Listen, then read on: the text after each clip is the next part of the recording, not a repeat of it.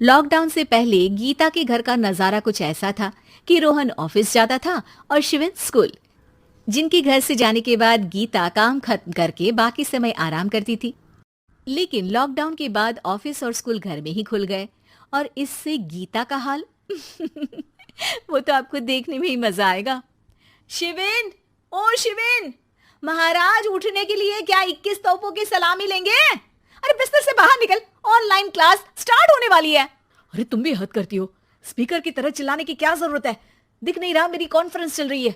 अब कैमरा और speaker on कर रहा हूं, मुझे कोई शोर नहीं चाहिए। इस पर जैसे ही रोहन लैपटॉप का कैमरा और स्पीकर ऑन करता है तभी कुकर की सीटी बजती है। करा लो अब इसे चुप। लॉकडाउन नहीं हुआ, मेरी मौत का फरमान जारी हो गया। दोनों बाप बेटे ने नाक में दम किया हुआ है। ऐसा बोलकर गीता वहां से शिविन के कमरे में पहुंच जाती है, जहां शिविन अभी भी सो रहा होता है। ओ आलसी, अब अगर 5 मिनट में नहीं उठाना तो आज तेरा गेम और यूट्यूब कैंसिल। माँ की बात सुनकर शिविन बिना 1 मिनट गंवाए उठ खड़ा होता है। उठ गया, अभी नहाकर भी आता हूँ। ये नाटक कहीं और, मुंह पर गीला कपड़ा मार और पढ़ने बैठ। शिविन की ऑनलाइन क्लास स्टार्ट हो जाती है, जिस पर गीता उसे वहां बिठाकर रसोई में चली जाती है।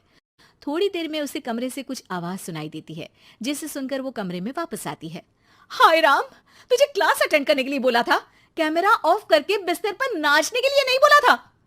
मम्मी मुझे कुछ समझ नहीं आ रहा, आप बाद में पढ़ा देना ना, वैसे भी अटेंडेंस तो लगी गई है। हाँ हाँ बेटा, जरूर बन जा। तू अभी से हम सबका बाप बन जा। अरे नहीं मतलब कहाँ से लाते हो इतना दिमाग, और पढ़ाई करते हुए ये चला कहाँ जाता है? नाइस क्वेश्चन, दिमाग से पूछकर बता दूंगा। शिविन की बातों से परेशान होकर गीता उसे मारने के लिए जैसे ही आगे बढ़ती है तभी वो कमरे से बाहर भाग जाता है। अब शिविन आगे आगे और गीता हाथ में चप्पल पकड़े उसके पीछे पीछे पूरे घर में दोनों घूम रहे होते हैं। इसी बीच वो रोहन के पास पहुंच जाता है और शिविन को मारने वाली चप्पल रोहन के लैपटॉप पर जाकर गिरती है। ओए माँ! मम्मी, अब पापा को चप्पल मार रही हो? वो आज तक के रिपोर्टर, चुपचाप जाकर क्लास अटेंड कर ले, नहीं तो अगली तेरे पीछे लगेगी। इस पर शिविन वहां से चला जाता है, जिसके बाद रोहन गीता से कहता है, इस सर्कस के लिए कुछ बोलना चाहोगी? अरे क्या करूं, जब से तुम दोनों घर में रहने लगे हो घर अपने आप ही सर्कस बन गया है और मैं तुम्हारी नौकर। कभी बेटी को संभालो तो कभी बाप के नखरे उठाओ। इन्हीं सब उथल पुथल में दिन बीतते रहते हैं, जिसमें हर रोज घर के अंदर कुछ नया सियप्पा खड़ा मिलता है, जो ज्यादातर शिविन और रोहन के ऑनलाइन स्कूल और ऑफिस से रिलेटेड ही होता है। एक सुबह, शिविन चलो उठ, आज की क्लास जल्दी है। कैमरा ऑफ करके आप अटेंड कर लो। अरे ऐसे छित्तर पड़ेंगे दादी नानी सब एक साथ याद आ जाएंगी। गीता की लाख मशक्कतों के बाद क्लास तो खत्म हो जाती है, लेकिन उसके बाद शिविन फोन इस्तेमाल करते हुए इंस्टाग्राम रील बनाने लगता है। रसोड़े में कौन था? तुम थी, मैं थी, कौन था? कौन था? हाँ, मैं गरीब हूँ, मैं गरीब हूँ। अरे ओ गरीब के बेटे, आजा, मैं बनाती हूँ तुझे गरीब। मैं बताती हूँ रसोड़ी में कौन था।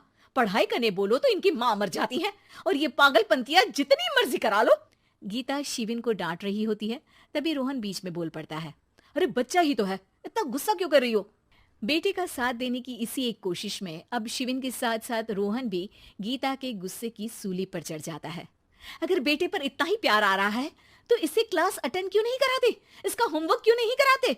उस समय तो बहुत जल्दी मीटिंग आ जाती है, वो काम मैं करूं और यहाँ इस बेफिजुली की चीज में तरफदारी करके बन जाओ महान। हे भगवान, कोई तो इनके ऑफिस और स्कूल खुलवाओ, मैं इन्हें और घर में नहीं सह सकती। अरे कुछ और मांग लेती, क्योंकि तुम्हारी ये विश इस साल तो पूरी होने से रही, कोरोना।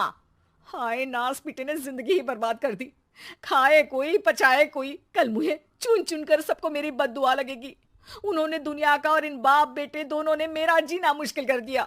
गीता वहां से चली जाती है, जिसके बाद रोहन शिविन से कहता है, अरे तुम्हारी मम्मी इतनी भड़की हुई क्यों है? आपकी वजह से पूरा समय घर में रहते हो और उस पर कोई काम कराने की जगह बस ऑर्डर देते रहते हो। अच्छा बेटे, सारा इल्जाम मुझ पर, पूरा दिन तो वो तुम पर ही चिल्लाती है। हाँ, मतलब दोनों का 50-50 है, कुछ करना पड़ेगा। वो कहते ना, make the best out of worst. I have an idea. वैसे तुम्हारी माँ सही कहती है, बहुत जुबान चलाने लगे हो, कम बोला करो। अगली सुबह रोहन और शिविन अपनी गलती को सुधारने के लिए गीता के उठने से पहले घर का आधा काम खत्म कर देते हैं, जिसे देखकर गीता खुश हो जाती है और फिर बाकी बचा काम वो तीनों मिलकर पूरा कर लेते हैं। जिसके बाद अब वो सब मिल बांट कर हर काम में एक दूसरे की मदद करते हुए लॉकडाउन का मजा लेने लगते हैं।